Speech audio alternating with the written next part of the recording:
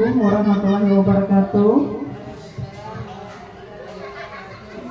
Yang saya hormati Ibu Kepala SDN Balaroa, yang saya hormati Ibu-ibu guru SDN Balaroa.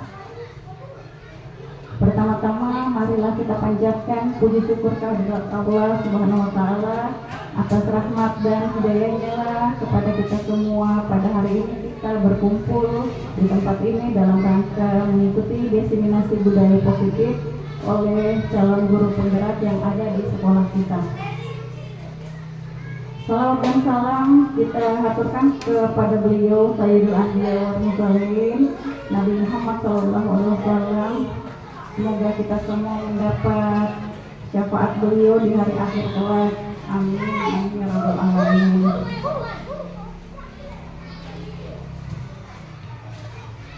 Baiklah, saya akan bacakan agenda kita pada hari ini. Yang pertama, pembukaan yang sementara berlangsung. Baiklah, untuk mengefisienkan waktu, kita beranjak ke agenda yang kedua, yaitu sambutan dari Ibu Kepala SDN Balaroa. Kepada Ibu disilahkan.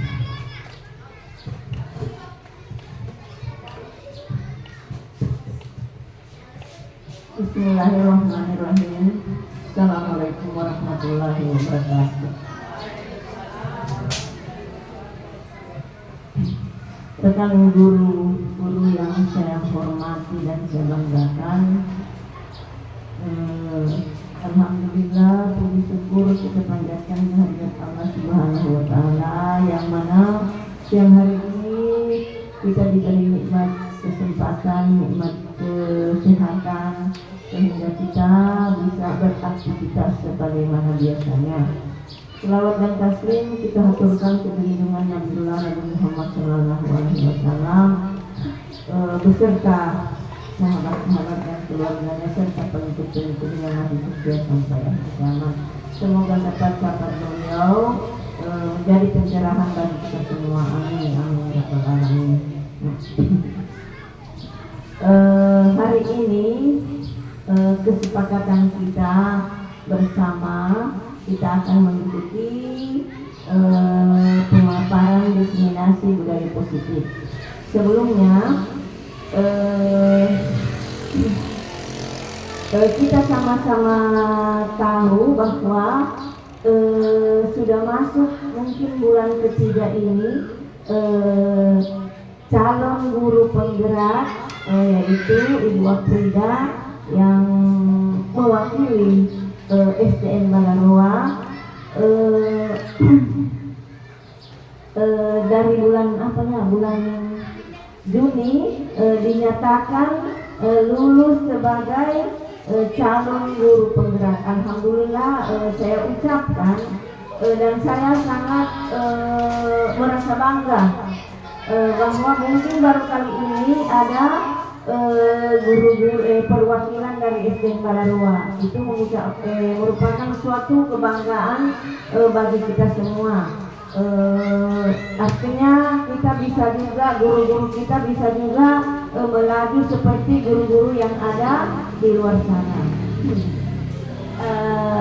Tentunya selama 3 bulan ini Ibu Ida banyak menimba ilmu di dalam pendidikan CGP ini. Selama 3 bulan ini banyak hal-hal atau ilmu-ilmu yang didapatkan. Salah satunya adalah budaya positif. Namun kita masih meraba-raba, apa sih budaya positif itu? Pasti begitu. Tapi sebenarnya kita sudah laksanakan. Separuhnya kita sudah laksanakan, tapi belum kita paham sekali apa sebenarnya makna dari budaya positif, baik itu bagi guru maupun siswa. Nah, olehnya itu barangkali melalui diseminasi budaya positif ini, pemaparannya kita sama-sama bisa mengikuti, mendengar, kemudian bisa kita petik apa yang disampaikan nanti lewat pemaparan budaya positif ini menjadi bisa kita terapkan di kelas. Nah, olehnya itu saya juga merasa sangat-sangat berterima kasih sebenarnya melalui pengimbasannya Ibu Ida kepada kita semua ini, kita bisa bergerak maju bersama sesuai dengan apa yang diharapkan oleh sekolah. Kemudian harapannya Ibu lagi, mudah-mudahan setelah Ibu Ida muncul lagi calon-calon guru penggerak ke depannya di tahun 2024-2025 akan muncul lagi. Masih banyak kita yang masih muda ini, Ibu Nelly, ada Ibu Lela, ada Ibu Kansu, Ibu Agustina, boleh melaju. Jangan pernah putus asa. Saya sudah ikut namun tidak lulus. Jangan, selalu kita optimis maju ke depan, mencapai apa yang diprogramkan oleh Kemendikbud, ya, karena harapannya itu untuk apa? Untuk mencerdaskan kehidupan bangsa. Olehnya itu, marilah kita sama-sama mendengarkan pemaparan Ibu Ida, dan saya akhiri. Wabillahi taufiq wal hidayah. Wassalamualaikum warahmatullahi wabarakatuh.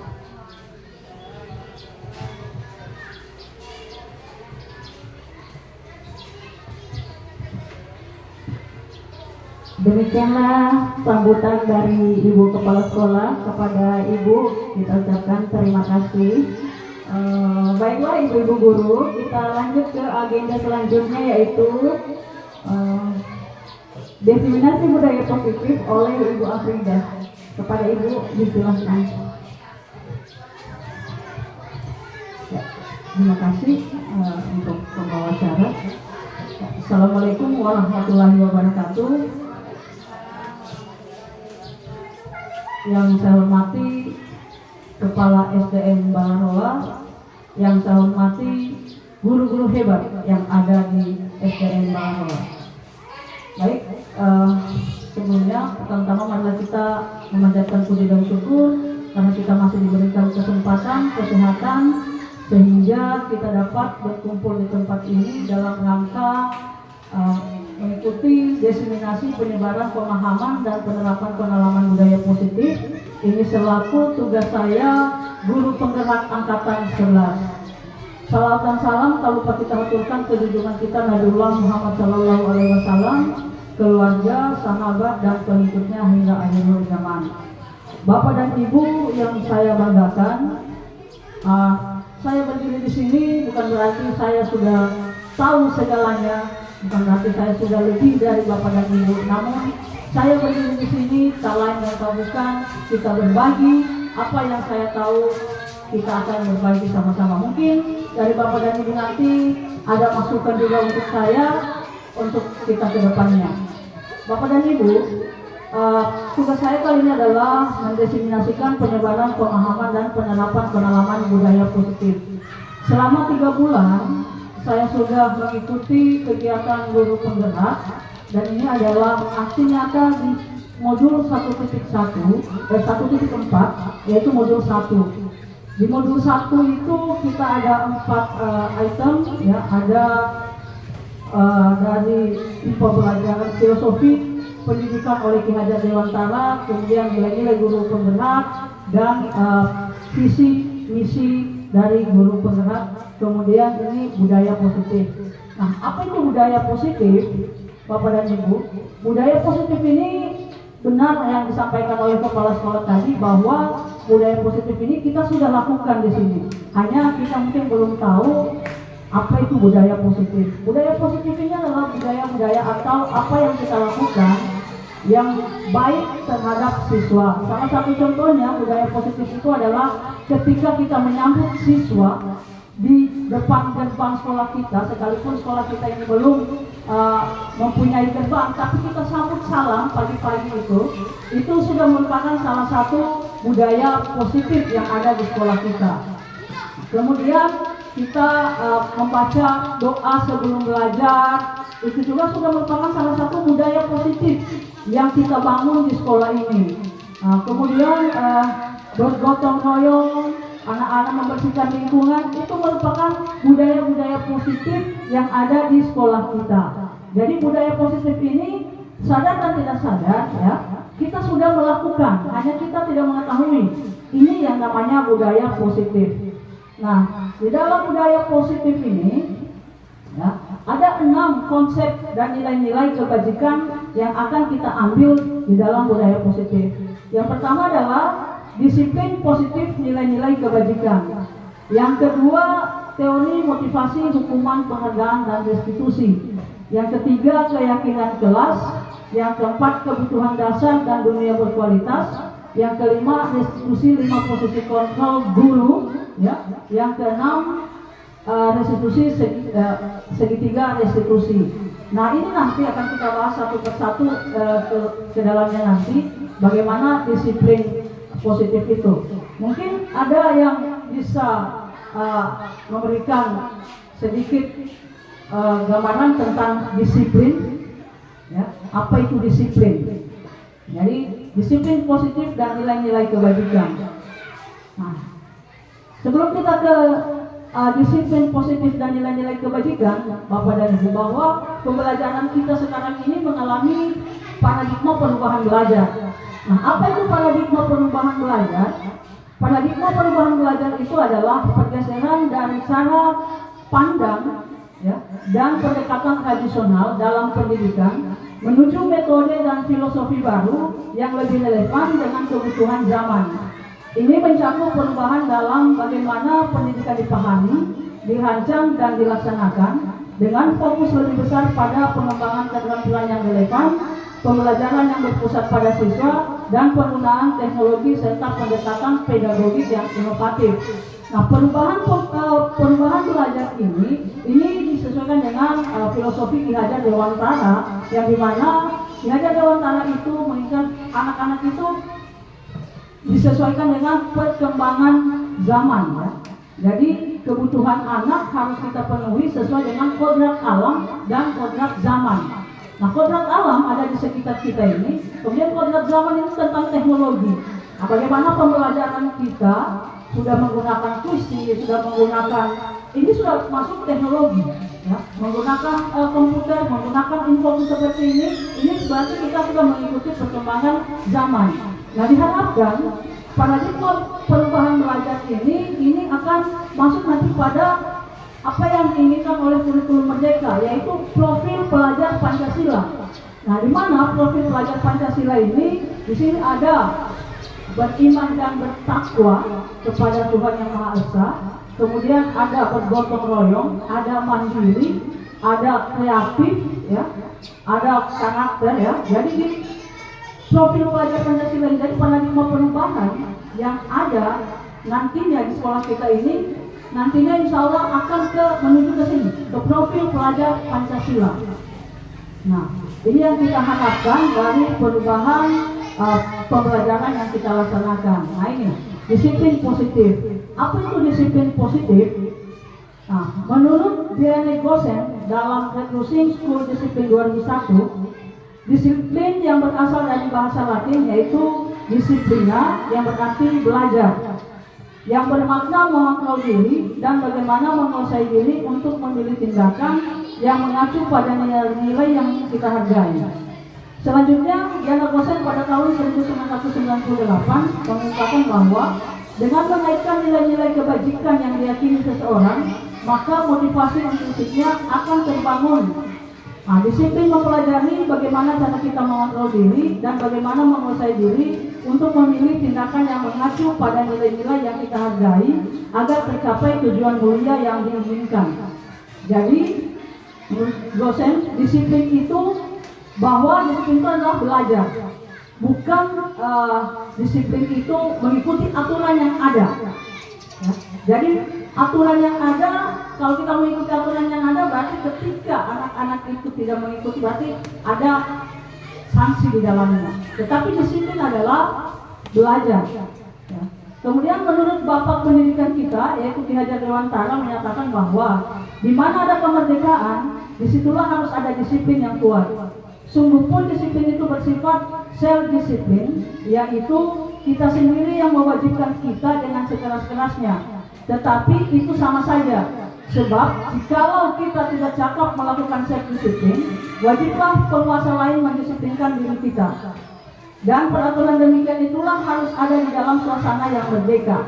Ini Ki Hajar Dewantara cetakan kelima 2013, ya, ada di halaman 470. Jadi disiplin Bapak dan Ibu bukan mengikuti peraturan, tapi disiplin itu adalah belajar. Nah, di dalam disiplin itu ada nilai-nilai kebajikan. Nah, di sini ada sekitar 40 nilai kebajikan yang harus kita sesuai dengan kedisiplinan.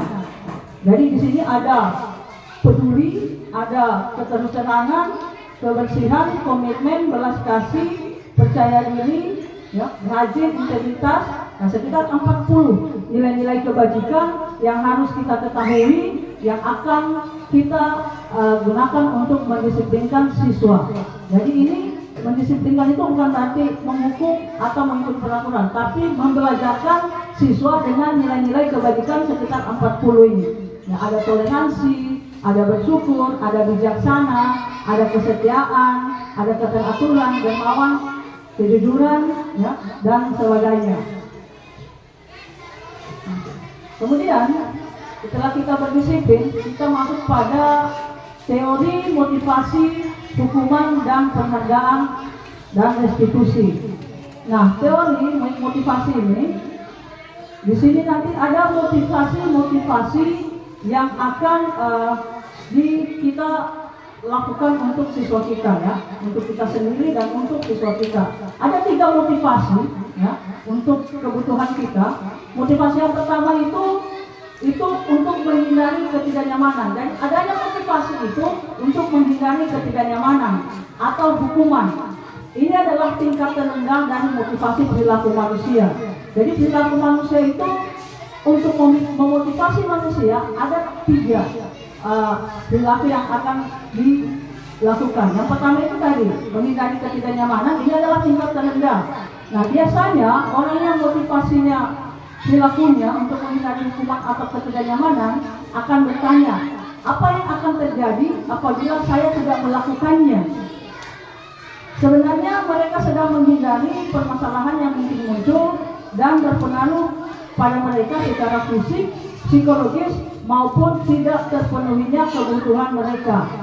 Nah, bila mereka tidak melakukan tindakan tersebut, maka kebutuhan itu tidak akan ada, artinya motivasi itu tidak akan ada.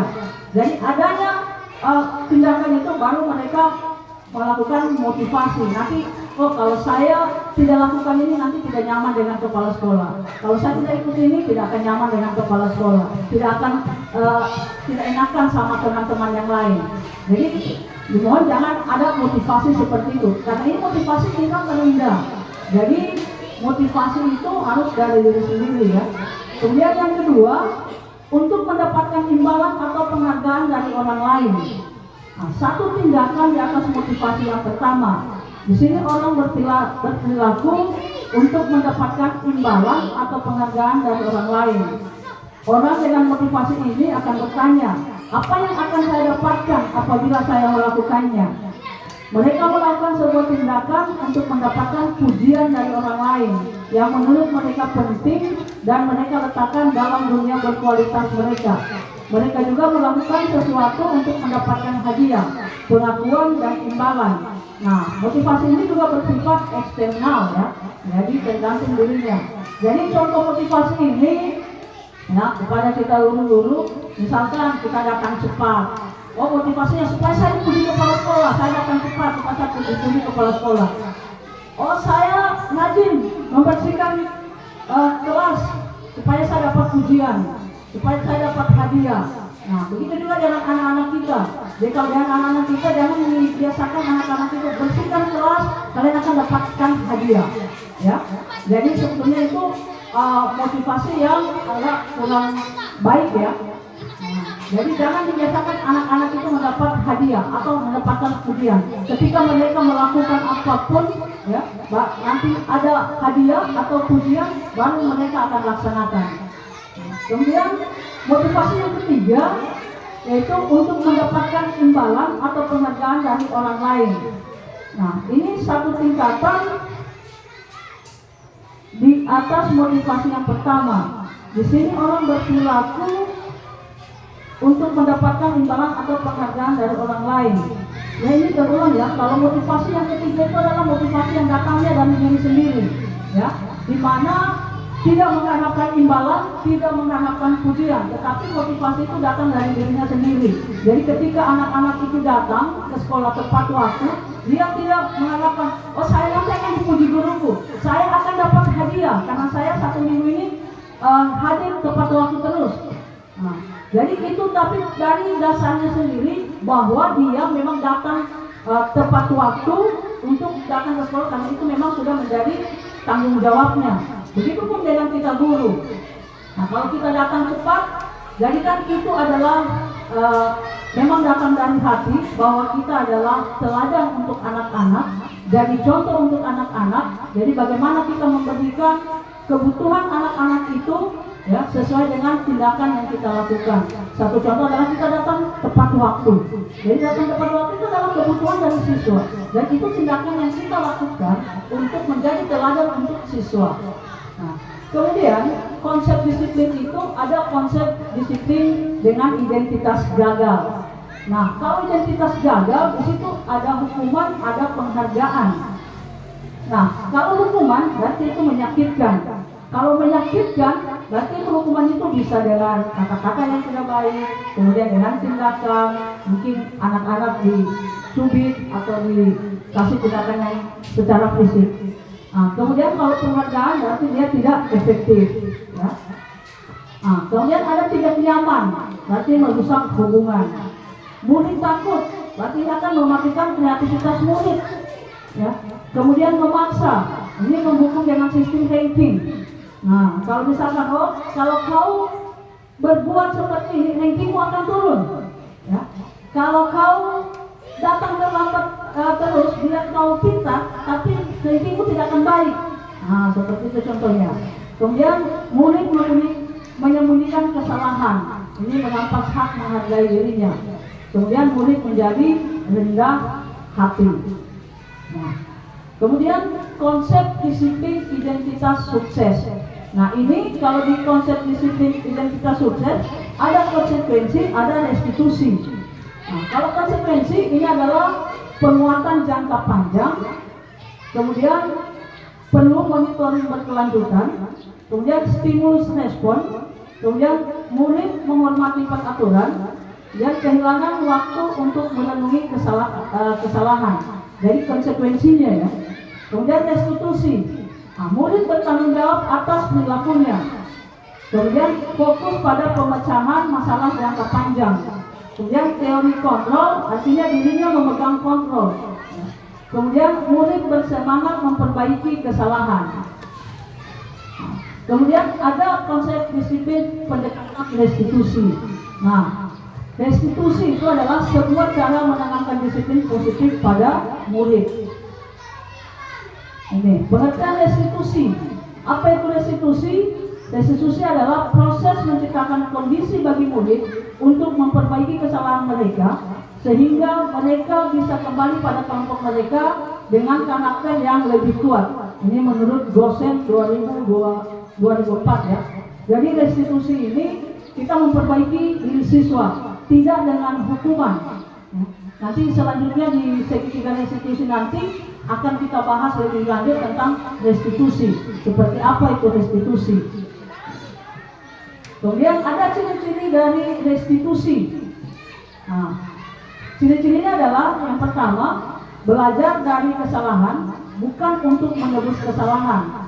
Artinya, anak itu setelah melakukan kesalahan, ya, kita restitusi, maka dia akan menyadari, dia akan berubah, tapi itu bukanlah untuk menebus kesalahannya, tapi memang berasal dari dirinya sendiri. Kemudian memperbaiki hubungan.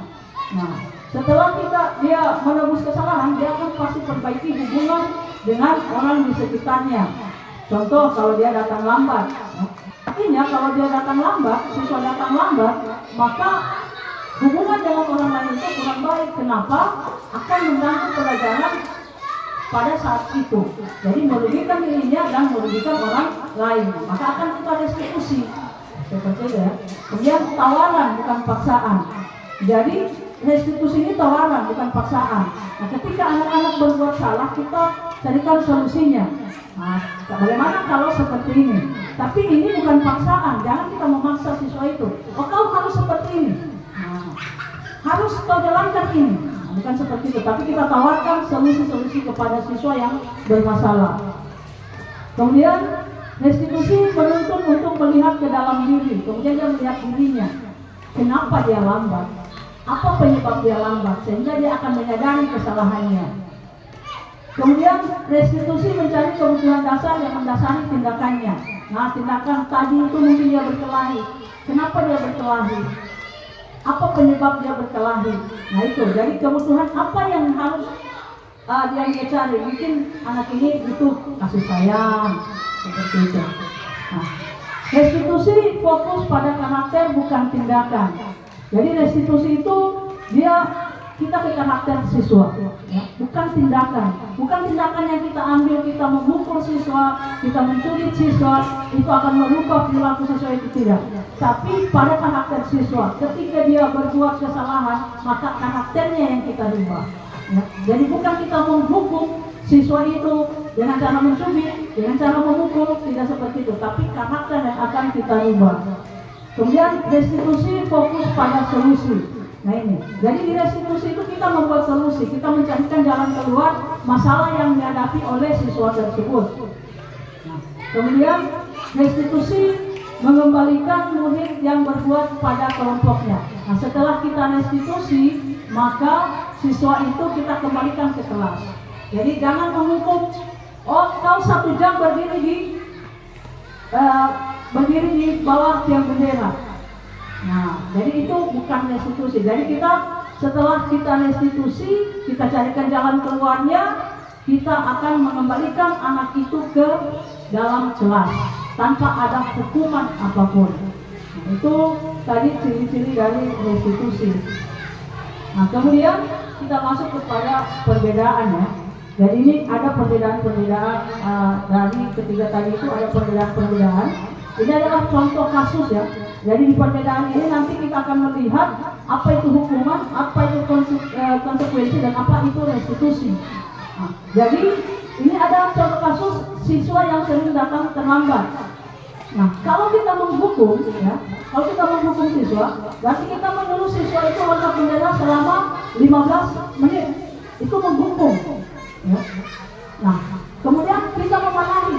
Ya, kita marah, kenapa kau lambat, kenapa kau ini, banyaklah kata-kata yang tidak baik yang kita sampaikan kepada siswa. Jadi itu namanya menghukum. Nah, kemudian apa itu konsekuensi? Nah, kalau konsekuensi itu ketika anak-anak datang lambat, kita memberikan konsekuensinya. Kalau dia datang hari ini jam 7 atau jam 8, maka besok harus lebih cepat lagi datang dari jam hari ini. Kemudian kita tegasi dengan peraturan yang ada. Kita masuknya jam 7, artinya jangan datang lebih dari jam 7. Jadi konsekuensinya berarti dia harus merubah dia punya kelakuan. Gitu. Kemudian restitusi. Nah, apa itu restitusi? Restitusi tadi itu merubah siswa. Jadi yang kita rubah adalah karakternya. Jadi kita tidak ke tindakan, tapi ke karakter. Nah, di sini restitusi kita menanyakan ya keyakinan kelas dan membantu menyelesaikan masalahnya. Jadi kita restitusi. Kenapa lambat? Boleh diceritakan apa penyebab lambat. Nah, restitusi seperti itu. Jadi kita tidak langsung kenapa kau lambat? Nah, kenapa datang jam sekian? Jadi kita tanya dulu, ya. Kita tanya apa penyebabnya lambat. Nah, boleh diceritakan, suruh anak itu bercerita, ya.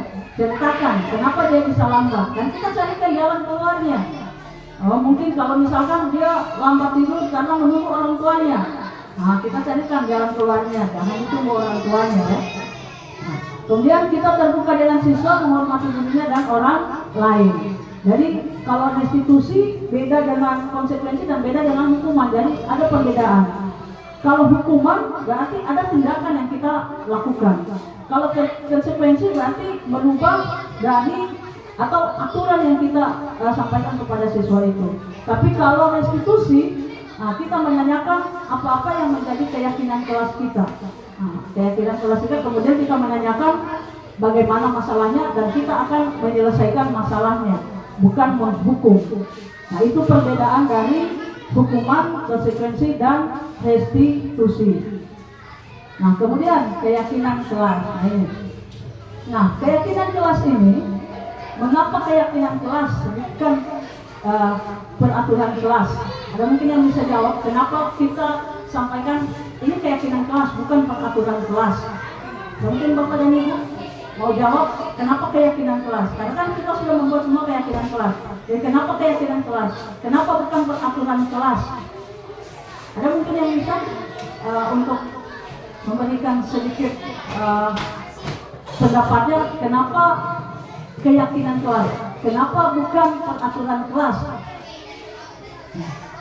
Jadi kalau kita lihat ya, keyakinan dengan peraturan apa bedanya? Ya. Yakin dengan aturan. Nah. Ada mungkin yang bisa menyampaikan apa keyakinan dan apa peraturan kelas? Ya?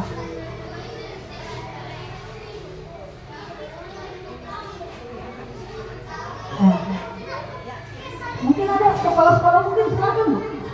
Mungkin ada yang ingin menyampaikan apa itu, kenapa harus keyakinan, kenapa bukan peraturan? Yakin dan aturan. Nah, kita lihat ada kasus di situ. Mengapa keyakinan kelas? Mengapa tidak peraturan kelas saja? Lihat ya. Mengapa kita memiliki peraturan tentang penggunaan helm pada saat mengendarai kendaraan dua motor? Nah, kemungkinan jawaban adalah untuk keselamatan. Kemudian yang kedua, mengapa kita memiliki peraturan tentang penggunaan masker dan mencuci tangan setiap saat? Kemungkinan jawaban adalah untuk kesehatan dan atau keselamatan. Nah, dari kedua contoh ini kita bisa membuat kesimpulan kenapa harus keyakinan bukan peraturan. Nah, kalau peraturan berarti tindakan yang akan kita lakukan dan itu ada sanksi. Tapi kalau keyakinan itu kebutuhan kita. Keyakinan itu kebutuhan kita. Menggunakan masker dan mencuci tangan itu kan kebutuhan kita untuk keselamatan kita. Ya. Jadi seperti itu ya. Jadi kalau keyakinan itu kebutuhan kita. Tapi kalau peraturan berarti harus dilaksanakan. Sementara keyakinan ini kebutuhan kita yang memang kita harus laksanakan di situ dengan kesadaran kita. Ya. Jadi itu bedanya keyakinan dan peraturan. Ya. Keyakinan berarti kebutuhan kita. Ya. Apa yang kita butuhkan dalam kelas itu. Tapi peraturan memang aturan yang harus dilaksanakan. Semacam ada undang-undangnya seperti itu. Ya. Tapi kalau keyakinan yang kita butuhkan. Keyakinan kelas itu bisa berubah. Ya. Jadi kalau kita sudah membuat keyakinan kelas itu bisa berubah. Apa yang kita butuhkan pada saat itu? Nah, itu Bapak dan Ibu ya. Jadi kenapa keyakinan kelas? Kenapa kita tidak menggunakan kata-kata peraturan kelas? Nah, ini ada kegiatan membuat keyakinan kelas. Nah, pembuatan keyakinan kelas ini sebetulnya ada langkah-langkah yang kita buat di dalam pembuatan keyakinan kelas itu. Jadi pertama itu ada tabel C, ada tabel Y, yang mana di dalamnya itu di dalam pembuatan keyakinan kelas itu kita mengumpulkan semua. Jadi di keyakinan kelas itu semua kalimat-kalimat positif Bapak dan Ibu ya. Jadi kalau kita membuat itu kalimat positif. Jadi kenapa kalimat positif? Ya, supaya anak-anak itu nanti tahu mana yang harus dilaksanakan, mana yang tidak. Nah, kalimat positif itu, ya. Jadi kalau misalkan kalau kalimat positif, membuang sampah pada tempatnya, ya, itu kalimat positif. Tapi ketika ada jangan membuang sampah, nah itu bukan kalimat positif, ya. Dan jadi kalau kita membuat keyakinan kelas Bapak dan Ibu, jangan ada kata jangan dan tidak boleh, karena itu tidak bukan kalimat positif. Nah, kalimat positif itu misalkan datang tepat waktu, itu kalimat positif. Jadi ketika kita membuat keyakinan kelas, kita kumpulkan dulu kalimat-kalimat positif dari siswa kita.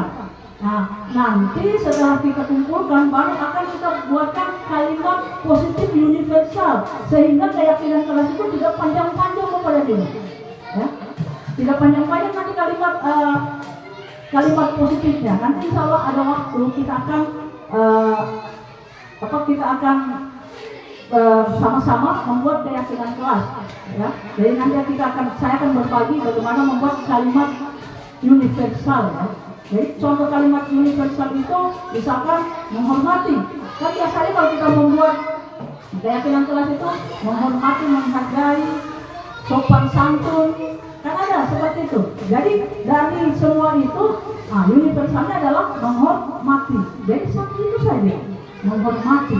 Nah, nanti selanjutnya akan kita bahas tentang pembuatan atau langkah-langkah membuat keyakinan kelas.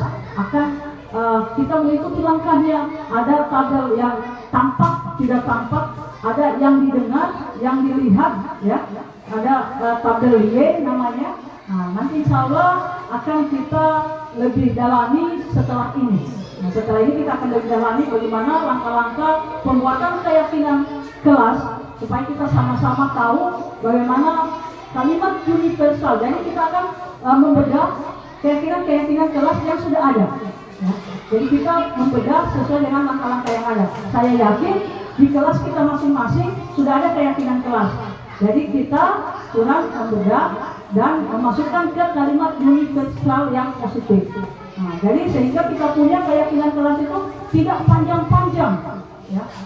Mungkin hanya bisa jadi 4 keyakinan kelas kita, tapi sudah mencakupi semua yang disampaikan oleh kita punya siswa.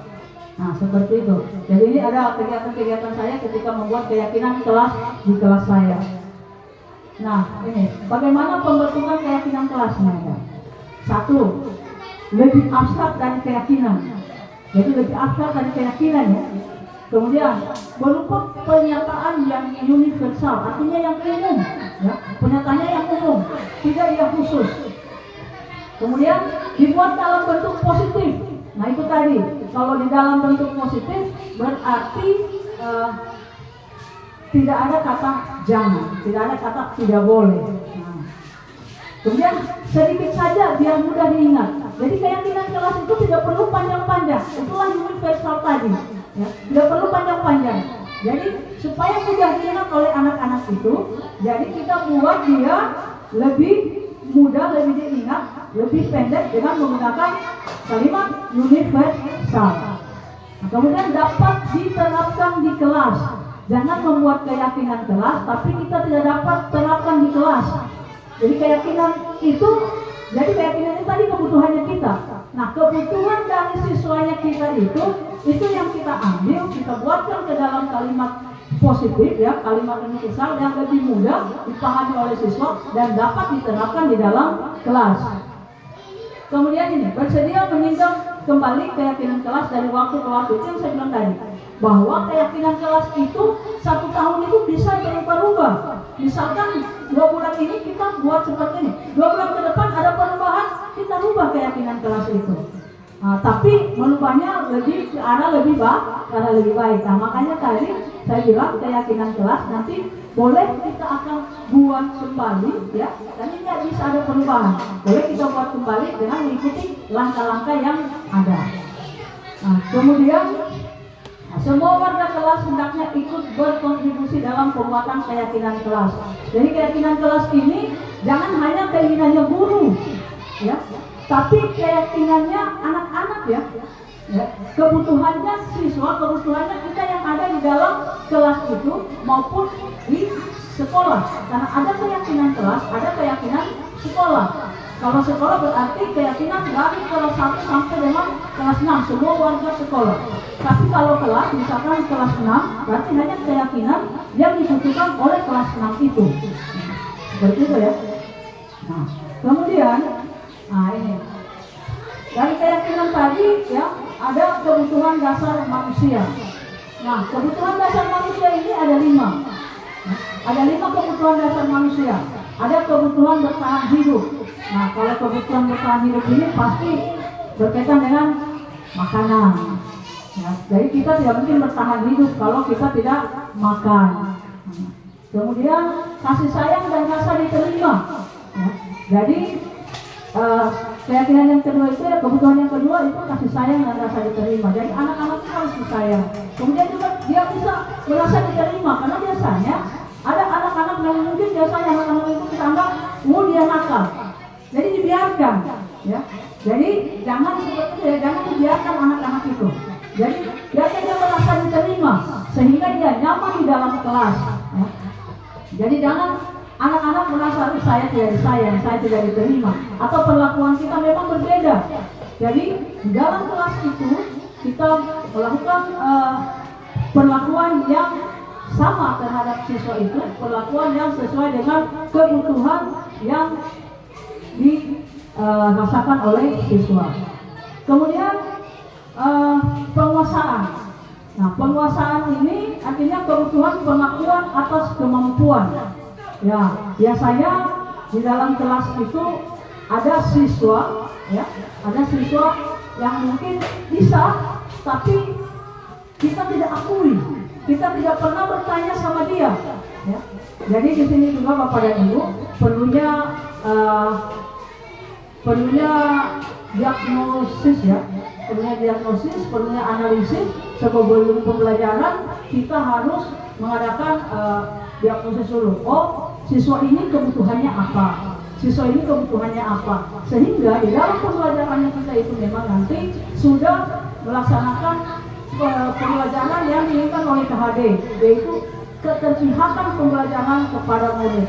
Di mana kita dulu itu sebagai fasilitator menuntun siswa itu untuk mencapai apa yang dia inginkan. Nah, jadi siswa itu perlu kebutuhan pengakuan atas kemampuannya. Apapun kemampuannya siswa, misalkan dia sudah bisa menulis, kita perlu mengakui, kita perlu memberikan apresiasi, tapi jangan hadiah, ya, apresiasi. Ya, mungkin tepuk tangan, mungkin ada jempol 2, kita berikan jempol 1. Nah itu, jadi anak-anak itu dengan bangganya, saya diakui bahwa saya bisa. Nah, seperti itu. Kemudian kebebasan. Nah, kebebasan adalah kebutuhan akan pilihan. Nah, mungkin dalam pembelajaran itu Bapak dan Ibu, ya.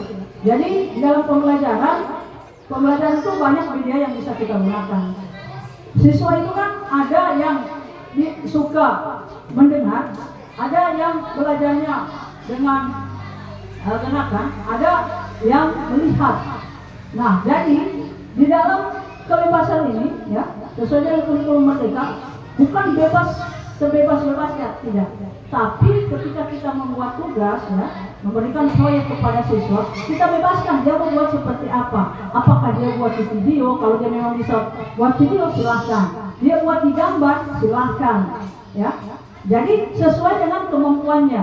Jadi kita membelajarkan anak itu, memberikan kebebasan sesuai dengan kemampuan anak tersebut. Ya.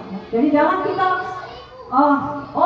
harus buat, misalkan ya, kalau kita bikin suatu di pelajaran bahasa Indonesia ada mungkin wacana, mungkin ini dia bisa, saya buatkan dialog, Bu, saya buatkan komik.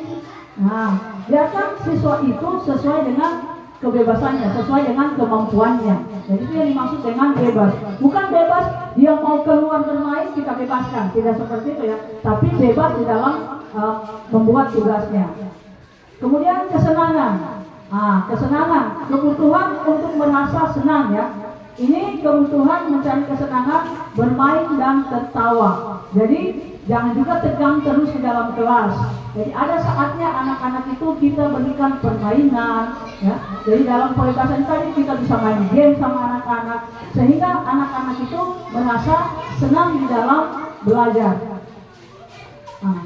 Kemudian, ini yang perlu kita ketahui bersama, yaitu motivasi dan perilaku manusia. Nah, motivasi perilaku dan manusia ini adalah 5 posisi kontrol kita guru. Nah, ini yang perlu kita tekankan di dalam pembelajarannya kita, ya. Dalam kita mengajar anak-anak, di mana kita punya posisi. Apakah posisi kita itu di penghukum atau di pembuat rasa bersalah, teman, pemantau atau manajer? Yang diharapkan, ya, yang diharapkan posisi kita itu ada di tingkat manajer, ya, ada di tingkat sini posisinya kita.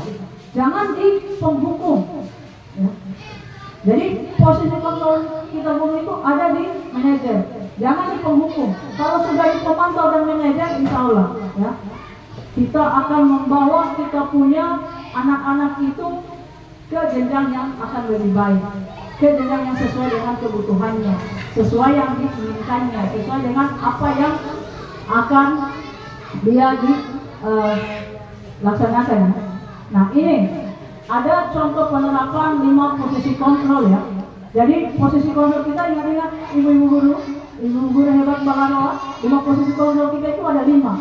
Ada penghukum, ya, ada pemantau, ada teman, ada pembuat rasa bersalah, dan ada manajer, ya. Jadi yang diharapkan di kita adalah manajer atau pemantau, ya. Jadi seharusnya yang paling itu di manajer kita. Nah, yang bagaimana penghukum? Nah, penghukum itu adalah patuh aturan sekolah dan berbasis tersendiri, ya. Jadi contoh, ya, ketika contoh posisi kontrolnya, ya, kasus siswa yang tidak menggunakan atribut lengkap pada saat upacara. Nah, seperti yang kita laksanakan setiap hari Senin, ya, setiap hari Senin ini terjadi di sekolahnya kita, ya. Jadi tidak menggunakan atribut lengkap pada saat upacara. Jadi ini saya ambil kasus ini yang memang kita apa yang kita alami di sekolah kita. Yang pertama, ketika kita sebagai penghukum, maka patuh aturan sekolah dan berbaris tersendiri. Kita laksanakan atau tidak, Bapak dan Ibu? Kita laksanakan. Dan insya Allah ke depannya jangan lagi, ya. Kita berharap tidak ada penghukum ini. Nanti akan kita lihat di segitiga institusi yang lebih jelasnya nanti, ya. Di segitiga institusi akan kita lihat, kita bahas bagaimana penghukum itu. Nah, jadi kalau kasus, ya, dalam kasus seperti ini, penghukum itu adalah berbasis tersendiri. Kemudian ketika kita menjadi, harusnya urutannya, ya, pembuat rasa bersalah. Nah, pembuat rasa bersalah itu, nah, kata-katanya apa? Harus berapa kali disampaikan ke kamu, ibu kecewa dengan kamu. Jadi anak itu merasa, ya, merasa sangat bersalah, ya, merasa sangat bersalah ketika dia tidak menggunakan atribut. Nah, ini jangan juga dibuat siswa itu merasa bersalah. Kenapa? Nantinya anak itu jadinya akan jadinya nanti minder, ya. Jadi nanti dia, oh, pas tidak ada atributnya sudah tidak mau datang sekolah. Nah, kita harapkan jangan seperti itu, ya. Jadi jangan buat siswa itu menjadi bersalah, ya, merasa dia bersalah, ya. Jangan dibuat seperti itu, ya. Berapa kali harus disampaikan ke kamu? Nah, ibu kecewa dengan kamu karena tidak mendengar. Nah, seperti itu, ya. Jadi diharapkan jangan ada seperti itu, ya. Jadi kedepannya siswa-siswa kita insya Allah kita akan restitusi mereka, maka tidak ada lagi nanti tidak menggunakan atribut dengan kesadarannya sendiri, bukan dengan ancaman-ancaman yang kita buat. Nah, ancaman-ancaman ini yang harus kita hilangkan dari dirinya kita. Kemudian posisi yang ketiga adalah teman. Nah, ayolah yang tertib, buat guru bangga. Kali ini tidak apa-apa salah. Nah, ini juga tidak dibenarkan untuk kita, ya. Boleh posisi teman sebetulnya boleh, cuma pastinya siswa itu masih belum menyadari dari dalam dirinya sendiri. Nah, yang kita harapkan siswa itu sadar dari dirinya sendiri, bukan dari orang lain, ya. Jadi kesalahan-kesalahan yang dia lakukan dia akan perbaiki, tapi bukan dari orang lain, tapi dengan kesadarannya sendiri. ya, dengan melihat dirinya bahwa itu salah sehingga dia bisa memperbaiki dirinya. Nah, kemudian posisi kontrol yang keempat adalah kamu sudah melanggar apa peraturan dan konsekuensinya. Nah, ini posisi pemantau. Nah, kita diharapkan dua ini. Jadi pemantau dan manajer. Jadi kamu sudah melanggar apa peraturan dan konsekuensinya. Jadi kita tanyakan kepada siswa itu, kamu melanggar apa? Nah, apa peraturannya? Bagaimana konsekuensinya? Nah, kalau kita sudah berada di posisi itu, alhamdulillah ya, pasti anak itu sudah, oh ya, saya berbuat salah tadi karena ini. Nah, konsekuensinya saya seperti ini. Aturan yang saya langgar, dia sudah menyadari ya. Dia sudah menyadari bahwa ada yang dia langgar, kemudian peraturan apa yang dia langgar dan apa konsekuensi dari aturan yang dia langgar itu.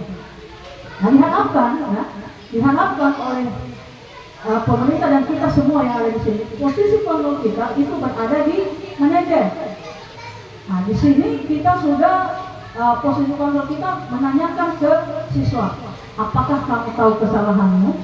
Bagaimana kira-kira kamu memperbaiki kesalahanmu? Sehingga siswa itu tidak ada rasa mungkin dia bersalah, tidak ada dihukum, tidak ada terus peraturan ini yang saya lakukan, saya melanggar ini, itu konsekuensinya seperti ini. Nah, jadi kalau kita sudah di manajer ini, insya Allah kita akan membawa siswa-siswanya kita lebih baik. Tapi di dalam pelaksanaannya, saya sendiri belum sampai di posisi manajer. Terkadang kita guru ini memposisikan diri bisa sebagai penghukum, bisa sebagai pemantau, bisa teman, pembuat rasa bersalah dan manajer. Tergantung kondisinya. Ya. Kalau saya sendiri ibu-ibu, saya belum sampai di manajer. Kalaupun ada mungkin sekali-sekali. Jadi tidak selamanya juga kita ada di penghukum. Tidak selamanya kita ada di teman. Jadi kita sebetulnya bisa melihat kondisi apa yang dilakukan oleh kita punya murid. Tapi sebetulnya yang diharapkan adalah ini yang manajer. Nah, tapi kasus-kasus yang ada di sekolahnya kita ini, saya rasa banyak kasus yang mungkin menjadikan kita bukan di tim manajer, ya, bukan di posisi manajer, tapi mungkin di posisi penghukum atau di posisi pemantau, teman atau pembuat rasa bersalah. Tapi sekurang-kurangnya kita pahami bahwa penghukum itu seperti apa, pemantau itu bagaimana, teman, pembuat rasa bersalah dan manajer itu seperti apa, sehingga kita bisa mengukur dirinya kita mau kemana. Apakah kita ke penghukum terus? Kalau ke penghukum terus, kasihan anak-anak, ya. Jadi anak-anak itu takut ke sekolah. Ketemu ibu ini saya akan dihukum. Nah, jadi kedepannya kita upayakan kita punya sekolah ini, semua yang ada di sini hilanglah posisi penghukum di dirinya kita. Kemudian posisi rasa buat bersalah. Ini juga posisi yang sungguh sangat artinya tidak baik untuk kita. Kenapa? Anak-anak itu juga nanti merasa saya disalahkan terus, saya diingatkan terus, saya malu, saya apa, sehingga anak-anak itu bisa jadi tidak akan muncul ke sekolah lagi karena dia merasa salah terus, ya. Nah itu. Jadi jangan buat dia di rasa bersalah. Jadi kita janganlah di posisi ini, jangan di posisi penghukum dan jangan di posisi rasa bersalah. Janganlah kita sebagai guru di posisi pemantau dan manajer. Jadi insya Allah kedepannya nanti saya yakin ya, kita yang ada di sini, guru-guru hebat semuanya, pasti bisa membawa anak-anak kita, pasti bisa memberikan yang terbaik kepada anak-anak kita untuk menjadikan kita kontrol kita ada di manajer dan pemantau.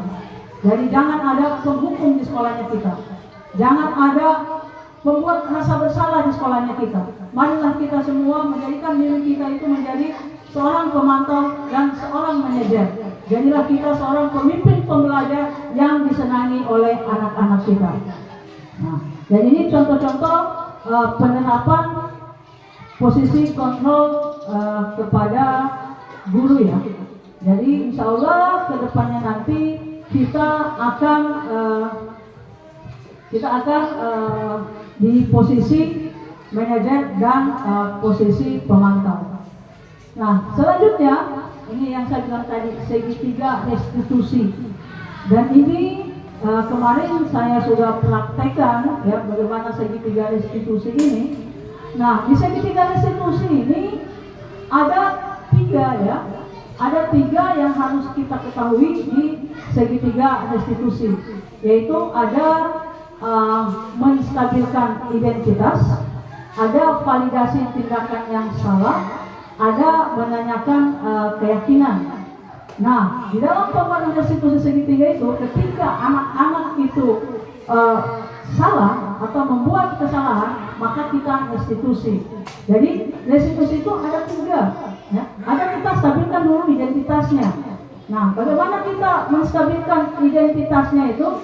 Kita menanyakan, kita melakukan kesalahan ya. Jadi kita memberitahu kepada anak-anak itu apa kesalahannya, ya. Jadi ada pertanyaan-pertanyaan ya yang kita gunakan untuk menstabilkan identitas, ya.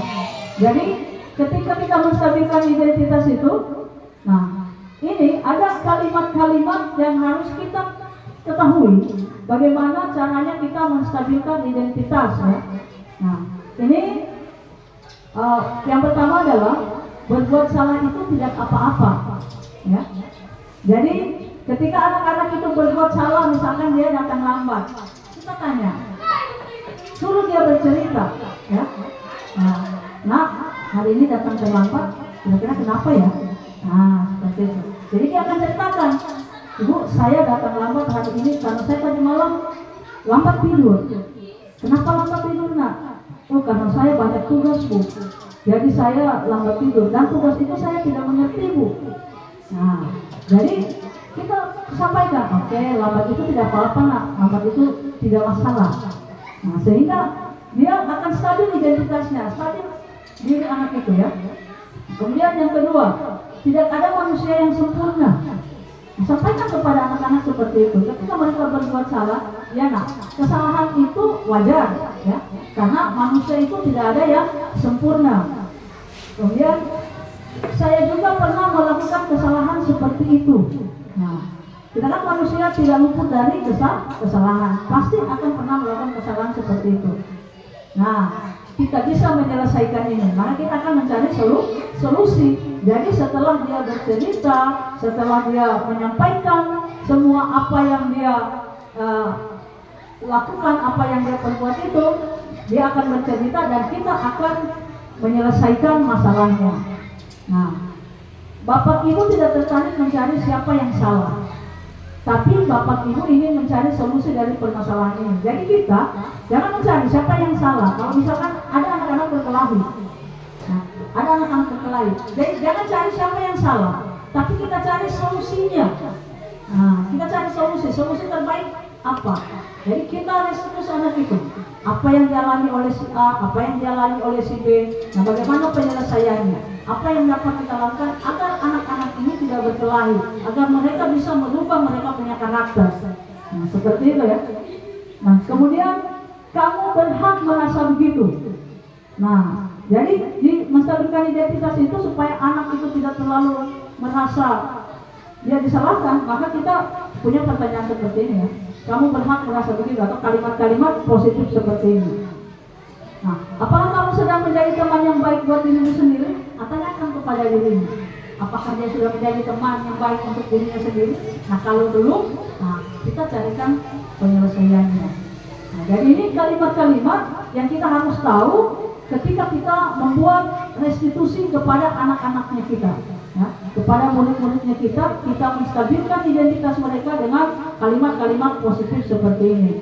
Nah, kemudian yang kedua, ya, validasi tindakan yang salah.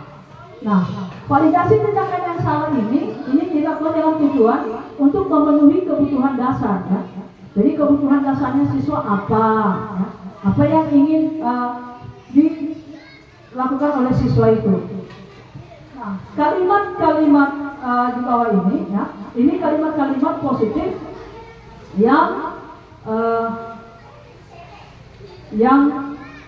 akan kita tanyakan kepada siswa ketika kita memvalidasi tindakan yang salah. Kalimat yang pertama adalah kamu pasti punya alasan mengapa melakukan hal itu. Ya. Jadi kita validasi tindakannya. Jadi setelah kita bilang tadi itu wajar, itu tidak apa-apa. Manusia juga pasti berbuat salah. Salah itu tidak apa-apa. Nah, setelah itu kita akan validasi. Nah, kamu pasti punya alasan mengapa melakukan hal itu. Jadi hal-hal yang salah tadi yang mereka lakukan itu kita validasi. Yang pertanyaan ini, kamu pasti punya alasan mengapa melakukan hal itu. Kemudian kamu patut bangga pada dirimu sendiri karena kamu telah melindungi sesuatu yang penting buatmu. Kemudian kamu boleh pertahankan sikap itu, tapi kamu harus menambahkan sikap yang baru. Jadi kalau ada sikapnya yang mungkin sudah baik ya, atau sikap yang dia perlihatkan di situ, kita perlu ya kata-kata seperti ini, pertahankanlah sikapmu, tapi tambah sikapmu dengan yang lebih baik. Nah seperti itu kalau kita validasi tindakan yang salah. Nah, kemudian yang ketiga adalah menanyakan keyakinan. Nah, pertanyaan-pertanyaan di bawah ini dia menghubungkan keyakinan anak dengan keyakinan kelas atau keluarga. Nah, di kelas kita pasti sudah punya keyakinan kelas. Nah, setelah kita melakukan identitas tadi, kita menanyakan, memvalidasi. Nah, kita menanyakan keyakinan. Nah, apakah yang kita percaya sebagai kelas atau keluarga? Apa nilai-nilai umum yang kita telah sepakati? Jadi keyakinan yang di dalam kelas itu yang kita tanyakan. Apakah perbuatanmu sesuai dengan keyakinan yang di dalam kelas atau yang kita sepakati? Nah, kalau dia bilang tidak, berarti kita tanyakan kembali. Nah, kalau tidak, apa yang harus kalian lakukan atau kamu lakukan agar kamu bisa merubah kesalahannya? Nah, seperti itu kalau kita menanyakan keyakinan. Jadi kita tanyakan keyakinan yang ada di dalam kelas kita yang kita sudah sepakati bersama sesuai dengan kebutuhannya mereka. Nah, seperti itu ya. Jadi keyakinan itu ya, menanyakan keyakinan itu ini kita tanyakan kepada siswa setelah kita identifikasi tadi kesalahannya, validasi, kita tanyakan keyakinan yang ada di dalam kelasnya kita ya. Jadi keyakinan apa kira-kira yang dia langgar ya, sehingga dia, tapi setelah itu dia akan mencari solusi sendiri. Anak itu mencari solusi sendiri ya. Kita membantu mencari. Jadi kerjasama kita dan siswa itu untuk mencarikan solusi apa yang baik yang dia akan lakukan ya, untuk memperbaiki dia punya tindakan tanpa harus ada hukuman ya. Jadi jangan memberikan hukuman, tapi kita membuat anak itu sadar bahwa apa yang dilakukannya itu tidak baik ya, itu salah. Dan dari kesalahannya itu dia sadari bahwa hal-hal yang dia langgar itu ada keyakinan yang dia langgar, sehingga dia bisa perbaiki dirinya, tapi bukan saran dari kita,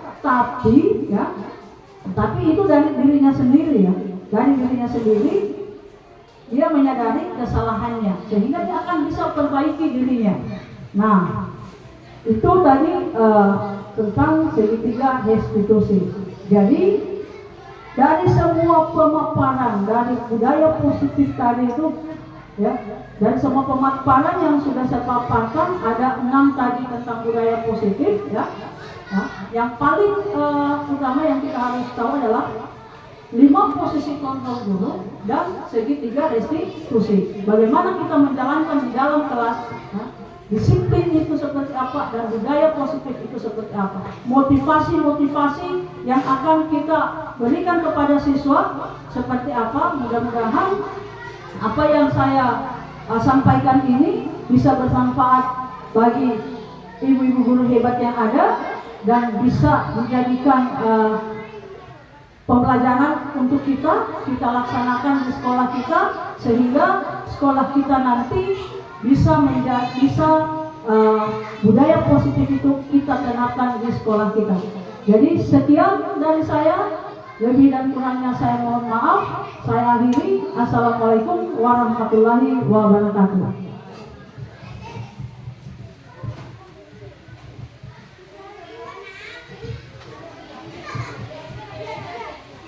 Demikianlah pemaparan diseminasi budaya positif dari Ibu Ida. Kepada Ibu diucapkan terima kasih.